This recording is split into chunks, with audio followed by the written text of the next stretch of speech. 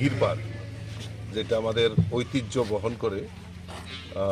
তো আজকে এই দিঘির পাড়ে আগরতলা পুর নিগমের উদ্যোগে এবং এখানে একটি সামাজিক সংগঠন সবুজায়ন, তাদের যৌথ উদ্যোগে রবি ঠাকুরের একটি মর্মর মূর্তি এখানে উন্মোচন করা হয়েছে। এখানে মাননীয় মেয়র এবং আমাদের বিশিষ্ট সাংবাদিক সুবল দে থেকে শুরু করে অনেক কর্পোরেটর, 21 নম্বর ওয়ার্ডের অলোক ভট্টাচার্য এবং এই এলাকার বিশিষ্টজনেরা এখানে উপস্থিত ছিলেন। তাদের মাধ্যমেই আজকে আমাদের এই রবি ঠাকুরের মর্মর মূর্তি এখানে উন্মোচন হয়েছে। একটাই লক্ষ্য, যে আমরা যেটা চাইছি যে সমাজ পরিবর্তন এবং সকলকে সাংস্কৃতিক মনোজ্ঞ অনুষ্ঠানে আমন্ত্রণ করা, তাদেরকে ইনভলভ করা এবং আগামী যুব সমাজকেও বেশি করে এই আমাদের সামাজিক কৃষ্টি এবং সংস্কৃতির দিকে যাতে ধাবিত করে।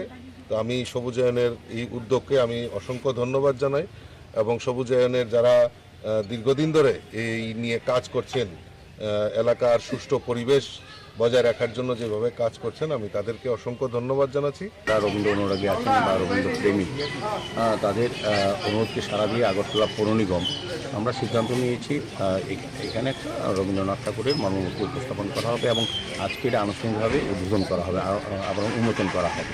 তো আমি যারা এই ধরনের কাজের সঙ্গে যুক্ত আছে, শিল্প সংস্কৃতিকে সমৃদ্ধ করার জন্য যারা কাজ করেন, আমরা বিভিন্ন প্রান্তে আগরতলা পৌর নিগম আমরা চাইছি যে আমাদের কাজগুলির সাথে যাতে এলাকার লোক বা শহরের লোক জড়িত থাকে সমস্ত বিষয় ক্ষেত্রে, কারণ সরকারি সিদ্ধান্ত সরকারি কর্মসূচি রূপায়ণ করতে গেলে জনগণের সক্রিয় অংশগ্রহণ চাই।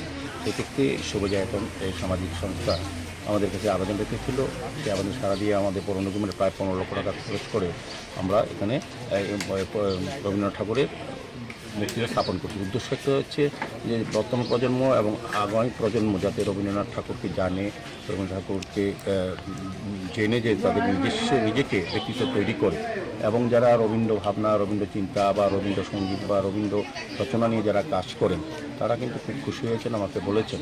আমরা বিভিন্ন প্রান্তে আমরা এন্ট্রান্স কলেজে কিছুদিনের মধ্যে নজরুল ইসলামের মূর্তি প্রতিস্থাপন করবো, আমরা সিদ্ধান্ত নিয়েছি। মশলার দায়িত্বে হাম্বাই গ্রুপ, গুণমানে সেরা, রান্নার ভরসা।